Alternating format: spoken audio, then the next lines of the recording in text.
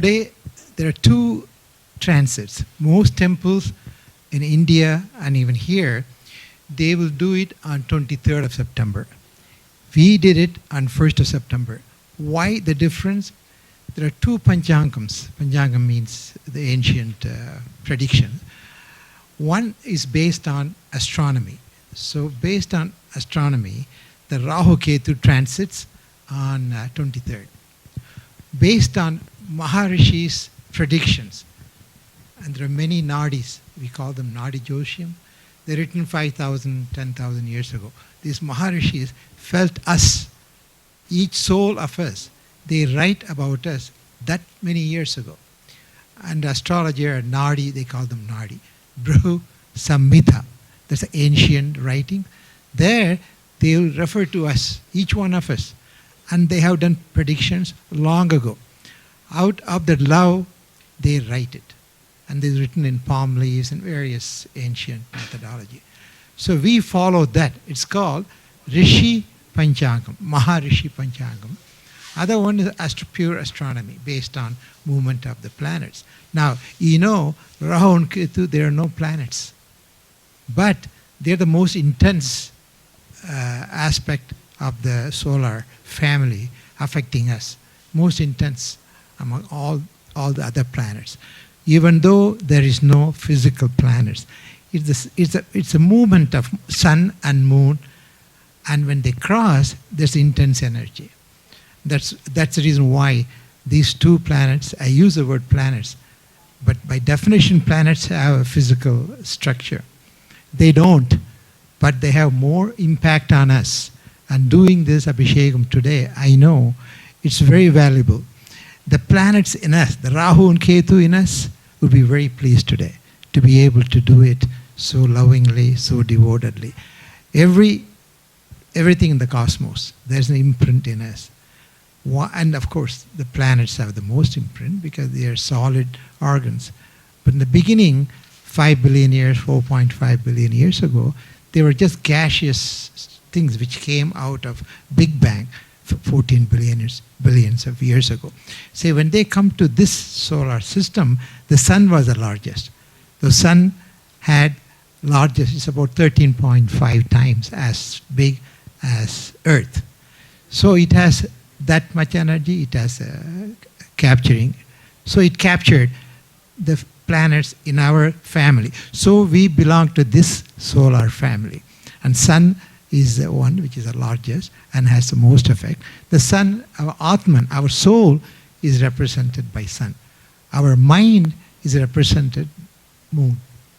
Moon and sun, body and mind, that's all there is. They are the most effective, most important aspect of our solar family. So astronomy and astrology, in one point, they are really very real, but unfortunately after Newton came, the astronomy has become a science and astrology has become pseudoscience because they couldn't prove anything, so they didn't give any significance. And Oxford stopped teaching astrology after Newton. And strangely, Newton was a very good astrologer. He made most of his wealth by predicting charts for royalty. He would chart them. He became a millionaire by making astrological chart. Ironically, because of him, it became pseudoscience. And Oxford stopped teaching astrology as a science. The first science taught was astrology, anywhere. Now it has become pseudoscience. And the man who believed in it, who was an expert in making chart, astrological chart, he made it pseudoscience. But to me, the most scientific aspect of cosmos is astrology because this cloud came from Big Bang, solidified, and they are in us. Each one of us has all the 9 planets. Again, I'm using the word planets or Rahu and Kethu. They are not, but they have more effect than planets on us because that microcosmic Rahu and Kethu in us affects us a lot. Among all the planets, they are the most intense. So when you do all this ritualistic but symbolic, this morning we did a wonderful homa. The priest did a homa for Rahu and Kethu. We chant all the mantras specific for those planets, and then that energized water is used to bathe the planets. So it's really a scientific connection. There is a connection. That water, which is energized with mantras, is used to bathe them. So naturally, that energy should be very pleased. And that energy in us, the Rahu and Kethu in us, is the most intense. And they have the most effect on our life. And they will be very pleased because you understood them, you related to them, and you showed your love, affection, reverence, and they're pleased. So we are very fortunate to be here on this day and do it. We'll do it again on 23rd because those of us who believe in the astronomical calculation, all the temples, even India, all the temples, they do it, they follow Tirukkanidam. It's called Tirukkanidam Panchangam. This is Vaakiya Panchangam. The Maharishis saw us so long ago and wrote about us. So I believe in this because this is more functional. Other one is more scientific, more structural. I'm more interested in what they're going to do to me or do to you. The effect of them is more important. Like a physiology and anatomy, this is physiology. The one we follow, Rishi Panchangam, Maharishi Panchangam, the Nadi Josiam, they're all connected to that. And that is predictions by Maharishis. There is Agastya Maharishi behind him, wonderful Maharishi. Next to him is Lobamutra, great Maharishi. There are many women Maharishis, wonderful Maharishis. So Agastya is very, very actively present here. There's Agastya Nadi. I have done that. That means what he wrote about me specifically, I had the opportunity to listen to it. Agastya Nadi. There are many Nadi, Meenakshi Nadi, which is very important for us. Because the prediction about the temple came through Mother Meenakshi. There, Ganesha asks Mother Meenakshi, tell me the story of the soul. And Mother Meenakshi answers him. That is each one of us. You go there, you show your astrological chart, they make a chart for you, and the soul is identified. And Mother Meenakshi tells Ganesha, this is the story of this soul in this life. There would have been 100,000, maybe 500,000 lifetimes, 840,000 lifetimes is an average, is the number of lifetime, almost million lifetime. And each lifetime the story is different. And this lifetime I had the opportunity to listen to my story. You can also have an opportunity to listen to your story. If you go to, we call them Nadi Joshiam, and if he's good, and if he has authentic, they're all written in palm leaves, but they're reproductions. The ones I saw was maybe 300-400 years old, but originally it's 5,000 years, 10,000 years old. And these rishis have known us, connected to us. If you are blessed, we will be able to hear that. That is also predicted. Who can hear the story? What I wrote. So Agastya Nadi I have listened to, Meenakshi Nadi I listened to. The prediction for this temple came in the Meenakshi Nadi. 60 years ago she said, you'll build a place of worship for me when the world will be going through major catastrophes like pandemics, war. This past 100 years have been very, very deadly. We had a short spell of rest between 1945 and now. There was no major war. But it will happen. It's inevitable. Destruction will have. That's why it's called Kali Yuga. This Yuga is Kali Yuga. Tragedies will happen. Mind-boggling tragedies. This virus is just one of them. And 1917, when it came, it killed 33 million people. That time, 33 million people is probably 500 million now, equivalent. That many people died. But this time, she protected. She said, you build my house, my yakshinis, millions of them. Those are all super sensuous beings. You call them angels. They will protect the world. And they're all, this place is full of them. And they will protect us. And the tragedy will be, you're talking about 100,000, 500,000, 1 million, not 33 million people dying. So the protection would be granted by them. So coming back to Rahu and Kethu, Rahu represents Bhoga. You know what Bhoga is? The good things in life. Good marriage, good children, good family, money, wealth, all that. That is Bhoga. You enjoy it. A jet setter will enjoy all that. Kethu is a yoga planet. This is Rahu is Bhoga planet. It grants you all this wealth, happiness, health, everything. But Kethu is more interested in our spirit. Rahu is more interested in our body-mind complex. So he'll give you all those. So we call them Bhoga planet. Kethu is a yoga planet. He's more interested in our spirit. We don't even think of it. The self is spirit. The self-realization is a spiritual journey. We should think of it all the time. Actually, we should think of death all the time because that's the release. We don't even think of it until time comes close. Then we think of Yama Dharmaraja, God of death and all. Otherwise, we don't even think of them. But that's the most important. That's why Kali is very important. At the time of death, she comes to you in the crematorium where you are going to be rested at the crematorium or whatever burial. She comes and dances. Why she comes? Because your tough journey is going to start after you're dead. The spirit as a journey has to go do everything. There is a Vetriani river, it has to pass that, it has to go to Yama, who will tell you the story, what you did right, what you did wrong. This is your story. What you're going to do. What would I say? I said, I want to correct it because I want to be with divine. I want to go to that level.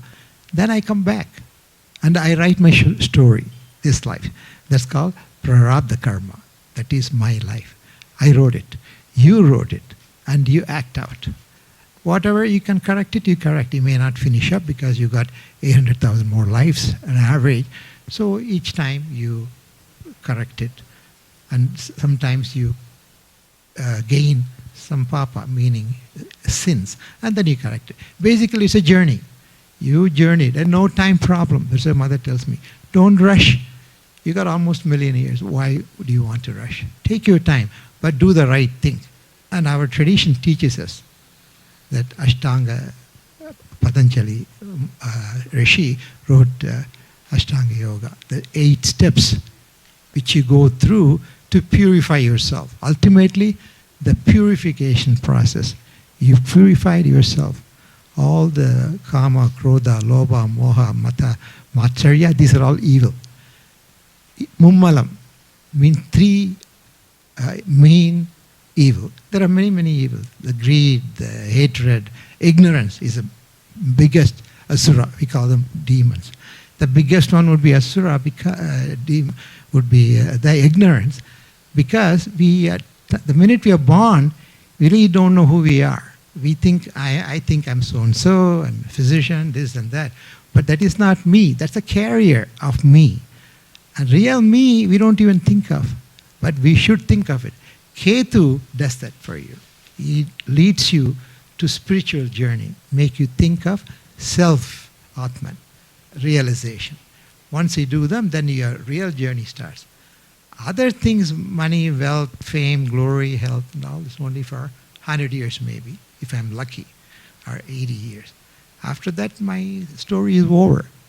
But I have a bigger journey to travel. I need that many lifetimes, 840,000 lifetimes, almost 1 million. Krishna Bhagavan tells Arjuna, that many times I have known you. You don't remember any of it. You know yourself as Arjuna, but I know you in 800,000 times. I have seen you, you followed me, but you forgot all that. You remember you only as Arjuna. And then he shows his Vishwarupa, then only Arjuna believed.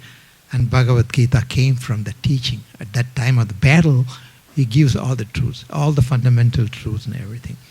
Kethu Bhagavan gives you that wisdom to know that. Rahu gives you wealth, family, children. What does it do? It's good to have it.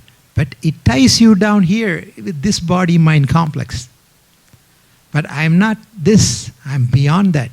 But that thought doesn't come to me. What comes to me is my mind, my body, my wealth, all this Rahu aspect. And we need that too. We want all that, wealth, health, happiness. And the Rahu Bhagavan grants it. It's a Bhoga planet, so you want to please him.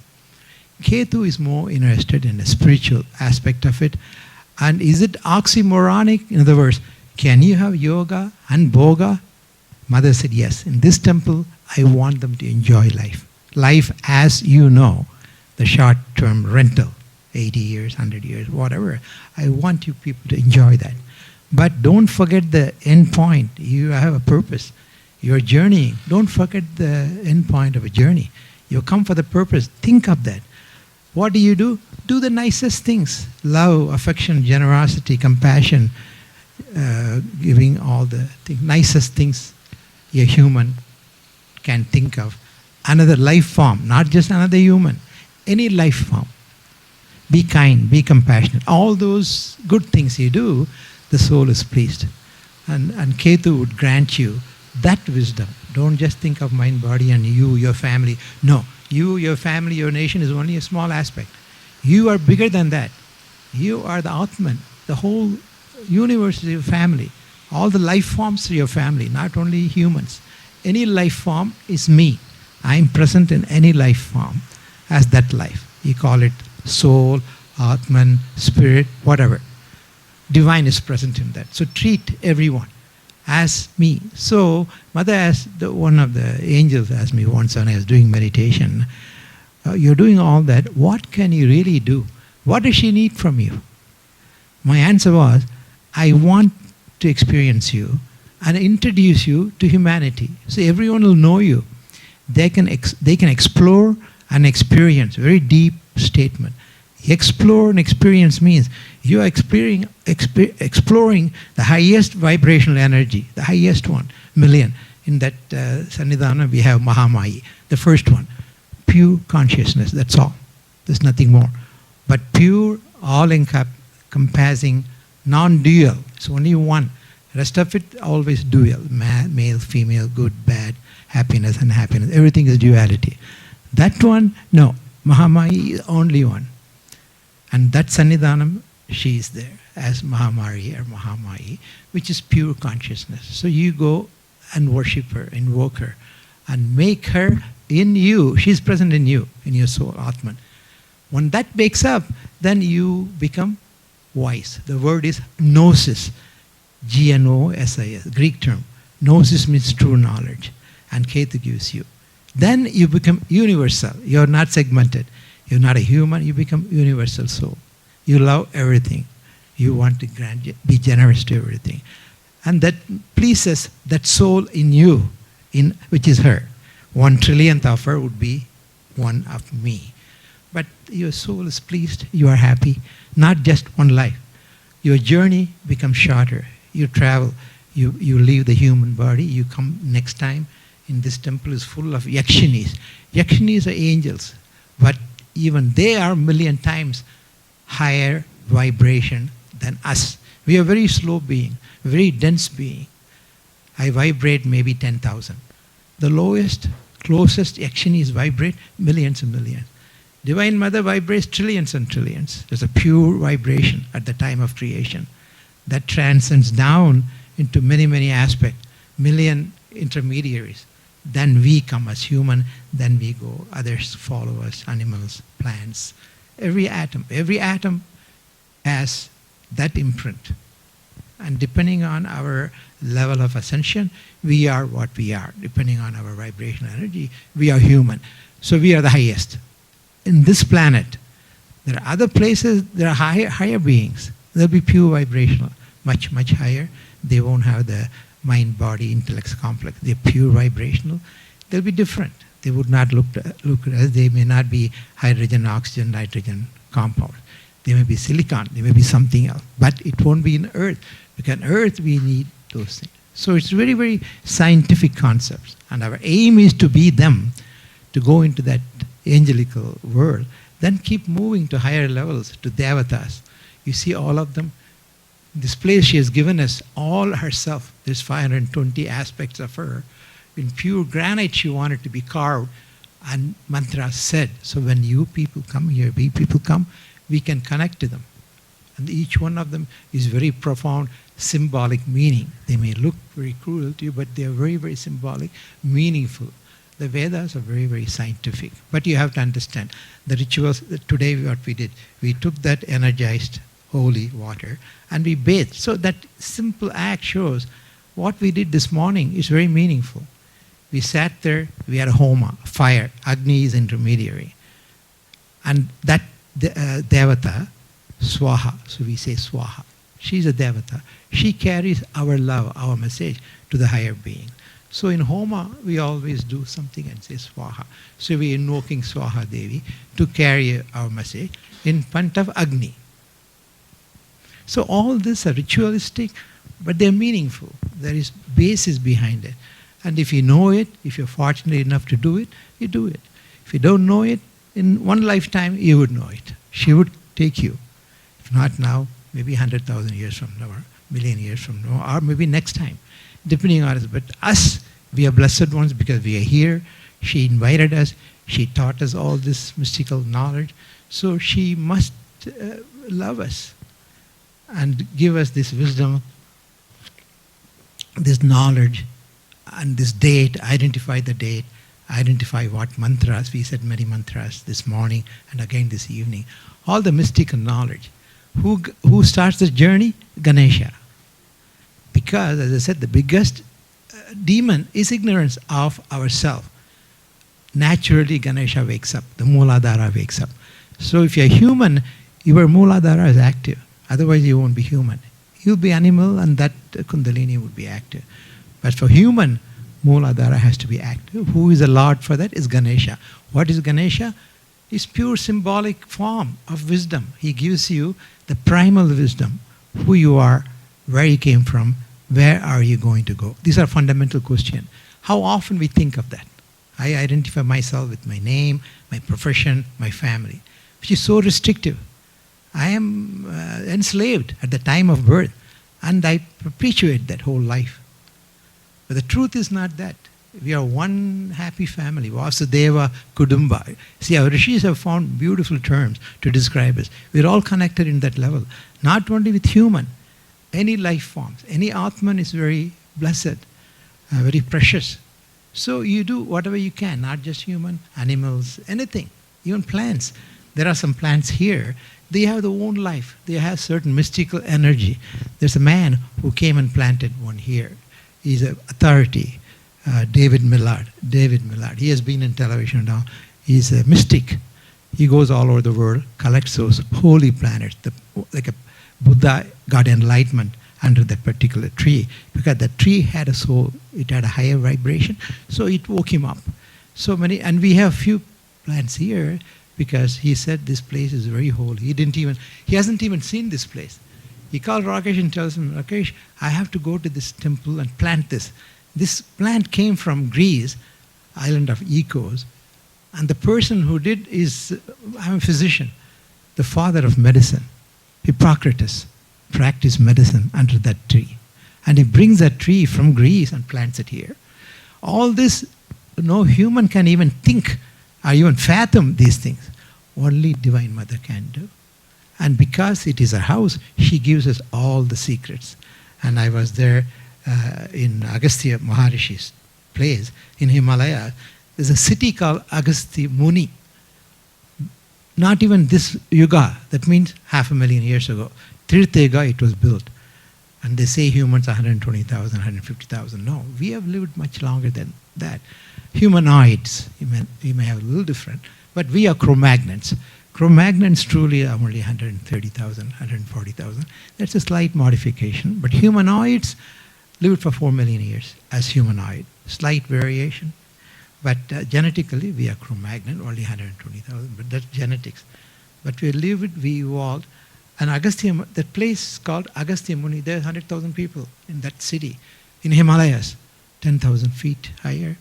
Mother identified, you go there, you meditate on him, and the temple is gone, and they rebuilt it. I could see it's built different yuga. I could even see the water marks. That means that place in the Himalayas was under the ocean. So Pralaya, you can see the markings of. You can also see sea creatures on top of Himalayas. How could they have gone on top of it? That means the whole place was under, it's deluge. At that time, this was under the water. So all these proofs are there. You can see those things out there. So that's a wonderful Maharishi in this temple. He's very active. He grants his grace to anyone who comes here. Agastya and Lobamutra. So we show highest respect. Next to him is Vashishta. They're all called Brahma Rishis, Raja Rishis. They're considered as sons of Brahma.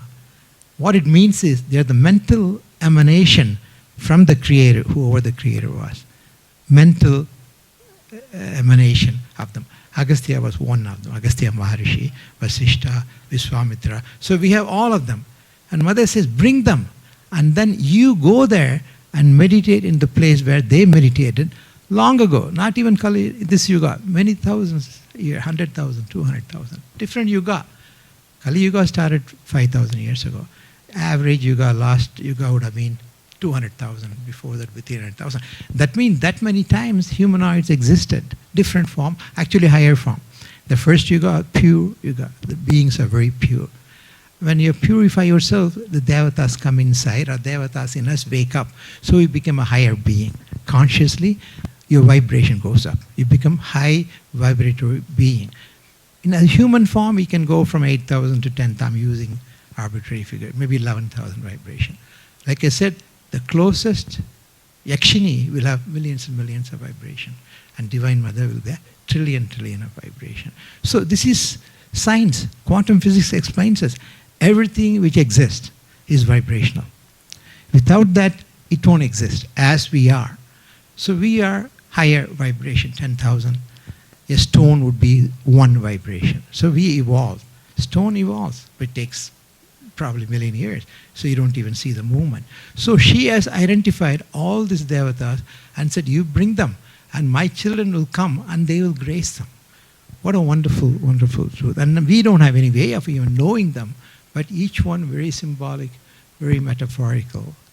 And when you bring and know them, the basis of that form, like Ganesha, what it means. The form is symbolic, but the meaning behind it. He is the one who wakes up the primal knowledge that I am not what I appear to be. I am divine. But I took that form so that my divinity can manifest. And this journey is for that purpose. So this is a short-term rental. I'm using this rented place to enhance myself, enhance vibration. All this wisdom comes from Kethu. So Kethu is very pleased today. Kethu in us, all of them are in us. And Rahu is very pleased. And Rahu will grant you happiness, wealth, family, all those, I call them bhoga feelings, he will grant you. And the yoga feeling, Kethu will grant. That is the reason why these two entities are very important for us. That is the reason why today we did it, and we'll do it again on 23rd, because whole of India and many temples here, they use that Panchangam. That is astronomical Panchangam. It's okay. A slight variation, about 20 days difference. It stays for 18 months, so we worship. Jupiter will come in a few years.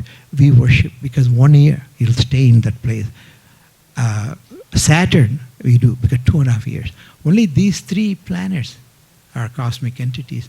We celebrate because they stay longer. 2.5 years, Saturn. So be nice, please him. Let the Saturn in you wake up and do the nicest things for you.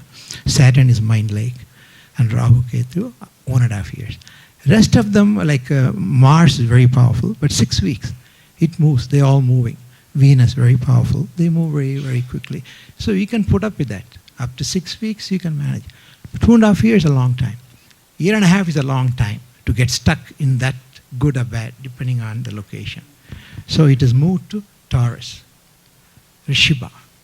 Now, because they move retrograde. These planets are called shadow planets. They move retrograde. Rest of them move antigrade. So they move to Taurus, which is Rishabha, and Vrichiga, which is Scorpio. Rahu and Kethu, they have the same relationship. They keep on moving, but reverse. So these are, in a nutshell, some information about Rahu and Kethu. So you can come, for Rahu, what do you do? What can you do? I can tell you this. How do you appease them? How do you make the Rahu in you friendly to you? Give you bhoga.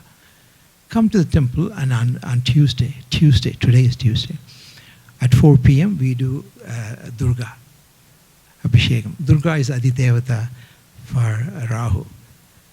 Ganesha is Adidevata for Kethu.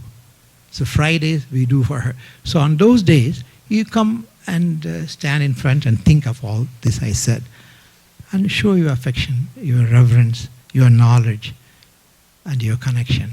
So they are priests. So there is a scientific basis why, and do it in a place so you can come and please them. And Hanumanji, remember, he has a great control on Rahu. So you will, if you please Hanuman and worship him and say the mantras, whatever to please Hanuman, would help controlling Rahu. And Durga will control, or Kali, Mahamari will control Kethu. So there are ways you can come on those days, appease them, please them, do a prayer, do abhishekam or archana, whatever you can. But think of them on those days. So they control. On Fridays, you do for Kethu. On Tuesday, you do for Rahu. Again, there's a basis. It's not a superstitious act. I know that day and that deity would control him and please me. So Hanuman controls both of them. So when we do Thursday, we do Hanuman Chalisa here. Thursday. Come on Thursday evening and chant the Hanuman mantra. He controls both. And again, there's a mythological basis. Even the Rahu and Kethu story is, he was an asura, demon, at the time of creation when there was nothing but just Akasha.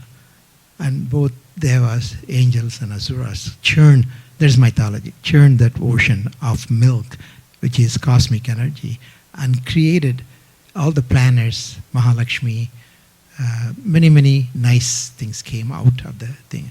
One of them is elixir of life, Amrita. If you take it, there's no death. You will exist forever. So the story is both asuras and devas. Only one time they cooperated. They never cooperate. They're always antagonistic. Happiness and happiness, good and bad, evil and divine. So it's opposite poles. But they also have the purpose. Without asuras, without demons, there are no angels. So mother has to create both of them. And we act. My story I wrote, I need that, enemies and friends. So I act out my part. I do need demons. I do need the angels. The demons would be ignorance, all the bad character in us, Kama, Krodha, Mosha, all the negative energies in us are asuras. The nicest one would be love, affection, wisdom, knowledge, compassion, forgiveness. All those would be angels. That's all. But they have their own energy. Trillion times, million times of that emotion becomes real, a form, which I worship and I want to invite them. But we also know the asuras, the demons are needed. Without that, I don't have a chance to evolve. I need challenge to evolve. Otherwise, what's the purpose of me being here? If I know everything at the birth and do everything right, there's no purpose. I need challenges. I need time to evolve. I need to know the demons. I need to know the angels. I need to develop the relationship. Kartikeya is a classic example. How he defeated the highest demon and they all served him. They became his vehicle. That's what Mother wants us to do. Face your demon, acknowledge them, know them and control them and make them angelical. Make the hate into love. Can you do that? I guess it is possible if you know all these facts and with the knowledge of Ganesha and with the knowledge of Rahu and Kethu and the effect, we can do them. That would be wonderful. Take the demon and make them into angel. Can you imagine what a challenge would that be? But you can do them. Even hatred, you can make it angelical. How do you make hatred angelical? Mother told me, direct it in the right place. When you see an injustice, develop the energy to stop it. You may have to punish them. Don't observe. Don't be like in Germany. They just observed. They kept quiet. And what a catastrophe it led to. A small group of people control the whole country. The SS group, all that thing. Mother does not want to happen. Each one of you are independent. So use your judgment. And remember this, both asuras and devas are needed being. Try to make an asura, hatred, into act of love. How can I do them? As a physician. Sometimes you see the patient, cancer, in 3 more months of constant pain, suffering. There's something called mercy killing. It's not legal. But many physicians would just do it in a passive way, act of inaction, and let them go. In myself, I don't do them. I won't admit it if I do them. But sometimes we do. We don't aggressively keep them lasting for a few more months of screaming and suffering and pain. So we let them go. I don't have any problem with that because to me it's a temporary, short-term rental anyway. So that thing is going to come back with a new, young, hopefully nice body and life. So I justify it, but we cannot do that. It is not legal, at least in Michigan it's not. But some states, I think Oregon allows it. In European countries, some of them have what's called mercy killing. If you know for sure it's going to die in a lot of pain, no hope, they allow that in some European countries, but here we don't. Thank you and good luck. Hope you get all the best from Ragu and Kethu.